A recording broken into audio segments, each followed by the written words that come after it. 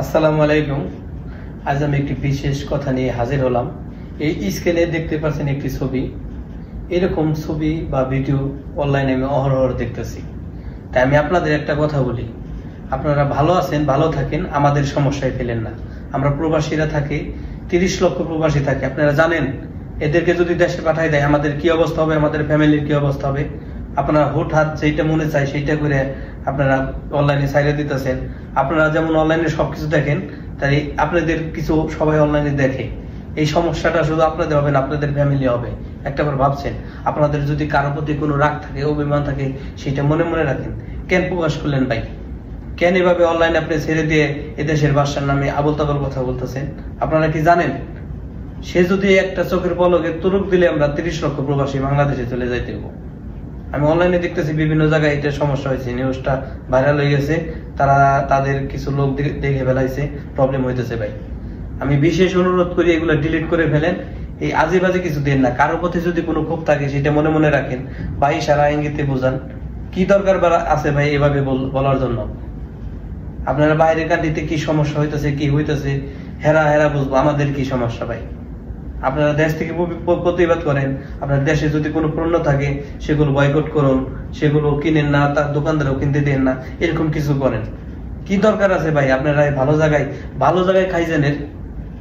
আজ 30 লক্ষ প্রবাসী বাংলাদেশে গেলে কি করে খাইবো? আপনারাই বলুন। কে কার দায়ভার নিব বলেন? আপনারা এক টাইম খাওয়াবেন, এক টাইম কিছু করবেন। আমাদের পর নির্ভর করে আমাদের ফ্যামিলি, প্রত্যেক মাসে টাকা না দিলে তাদের কি সমস্যা আমরা জানি। বা আপনাদের আত্মীয় স্বজনের দিকে দেখেন, আপনারা হুটহাট যেটা মন চায় ভিডিও করে এই দেশে বাঁচার নামে জুতার মালা দেয়, এ দিয়ে ও দিয়ে আপনারা ছাইড়ে দিতেছেন অনলাইনে। প্রবাসে আপনারা থাকেন, আমরা থাকি। একটা সমস্যা হইলে ভাই আমরা জানি এটা কি, এই দেশের কি আইন কারণ, কি নিয়ম কারণ। আপনাদের পোস্ট গুলো ভাইরাল হয়ে যাইতেছে। খালি এদেশের যে প্রাইম মিনিস্টার তার কানে না, তার যে কত লোক আছে, কোটি কোটি সুপারভাইজার, আশেপাশে অনেক লোক আছে, তাদের একজনের কানে গেলে তাদের চাবি তো কুলাইতে পারব না। আমরা মোদির কথা বাদ দিলাম, এদেশে যে বস তার কথা বাদ দিলাম, তার যে লোকগুলো আছে তাদের কানে গেলে বা তারা একটু বার দেখলে আমাদের মনে করেন চোখের পলকে দেশে যাইতে হবে। অতএব ভাই প্লিজ অনুরোধ, আজেবাজে জিনিস পোস্ট করবেন না। আমরা ভালো আছি, আপনারা ভালো থাকেন। যদি কারোর প্রতি কোনো কথা থাকে মনে মনে রাখেন। অনেক সময় অনেক কথা মনে রাখতে হয়, বলতে হয় না। তেমনি বিশেষ অনুরোধ, আমি যে কথাগুলো বললাম এই ডিলিট করে দিবেন। যার যার আইডিতে যে পোস্ট গুলো আছে বা ছবি আছে, ভিডিও আছে, এগুলো বাদ দেন।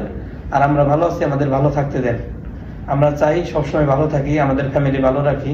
কারণ আপনারা জানেন আমাদের ফ্যামিলি নির্ভর করে আমাদের প্রতি। 30 লক্ষ প্রবাসী দেশে পাঠাই দিলে কি করে খাবো আমরা? কি করে খাইতে হইব?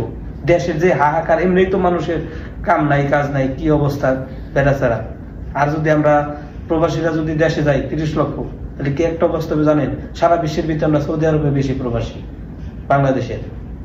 বাংলাদেশের প্রবাসী লেবার আমরা বেশি। তাহলে আমাদের দেশে পাঠিয়ে দিলে কার কি অবস্থা হবে ভাই আপনারা ভালো জানেন। আমার বিশেষ অনুরোধ, আপনারা এগুলো ডিলিট করে দিবেন। এগুলো যাতে আর না রাখেন। কার প্রতি কোনো ক্ষোভ থাকলে মনে মনে রাখেন। আমরা আমাদের এ জায়গা, এদেশের যে সরকার, এদেশে যে আমরা সৌদি আরবের মানুষ আছি, তারাই তো অনেক সময় কথা বলি না, যা আছে মনে মনে রাখি। তারা সৌদিরা মনে মনে রাখে। যদি কারো কোনো দুঃখ থাকে, ক্ষোভ থাকে, তাহলে আপনারা বাইরের মানুষ চুলকান কেন? ভালো জায়গায় চুলকায়েন না, চুলকায় গাও করেন না। ভালো আছি, আপনারা ভালো থাকেন, আমাদের যার যার ফ্যামিলি ভালো রাখতে দেন। ভালো থাকেন। আসসালামু আলাইকুম।